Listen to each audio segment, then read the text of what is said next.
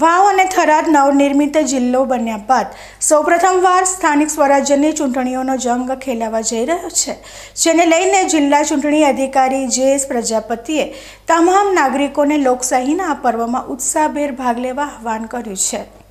વાવ થરાદ જિલ્લાના અસ્તિત્વમાં આવ્યા બાદ આ પ્રથમ એવી ઐતિહાસિક તક છે જ્યારે અહીંની જનતા પોતાના નવા જિલ્લાના વિકાસ માટે સ્થાનિક સ્વરાજ્યની ચૂંટણીમાં મતદાન કરશે. આગામી 26 એપ્રિલ અને રવિવારના રોજ જિલ્લા પંચાયત, તાલુકા પંચાયત અને નગરપાલિકાની બેઠકો માટે મતદાન પ્રક્રિયા હાથ ધરવામાં આવશે.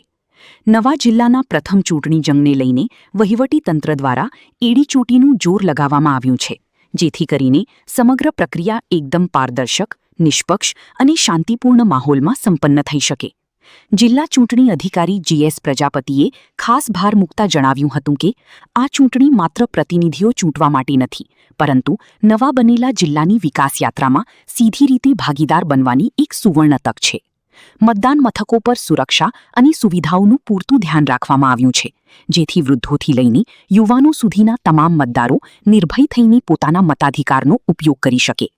વહીવટીતંત્ર દ્વારા તમામ તૈયારીઓ અને સ્ટાફનું આયોજન પૂર્ણ કરી લેવાયું છે, ત્યારે હવે જવાબદારી જનતાના શિરે છે કે તેઓ રવિવારના રોજ વહેલી સવારથી જ મતદાન મથકો પર પહોંચીને લોકશાહીને વધુ મજબૂત બનાવે.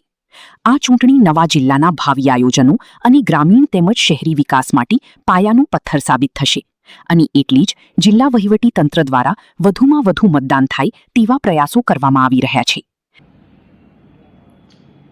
સ્થાનિક સ્વરાજ્યની સંસ્થાઓએ વિકાસ માટે એક અગત્યનું પાયાનું એકમ છે. વાવ થરાદ જિલ્લો અસ્તિત્વમાં આવ્યા પછી પ્રથમવાર આ જિલ્લામાં સ્થાનિક સ્વરાજ્યની સંસ્થાઓ, તાલુકા પંચાયત, જિલ્લા પંચાયત અને નગરપાલિકાની ચૂંટણીઓ 26 તારીખે યોજવામાં આવનાર છે. આપણે સૌએ વિકાસની પ્રક્રિયામાં પ્રત્યક્ષ અને પરોક્ષ રીતે ભાગીદાર થવું હશે તો આ મતદાનની પ્રક્રિયામાં આપણે અવશ્ય ભાગ લેવો પડશે અને સારા અને સાચા પ્રતિનિધિઓને આપણે ચૂંટીને મોકલવા પડશે.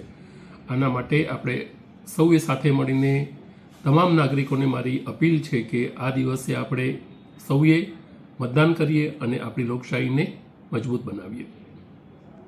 26મી એપ્રિલે વાવ થરાદ જિલ્લાની જનતા પ્રથમ વખત પોતાના જિલ્લાના વિકાસ માટે મતાધિકારનો ઉપયોગ કરશે, જેના પર હવે સમગ્ર રાજ્યની નજર ટકેલી છે.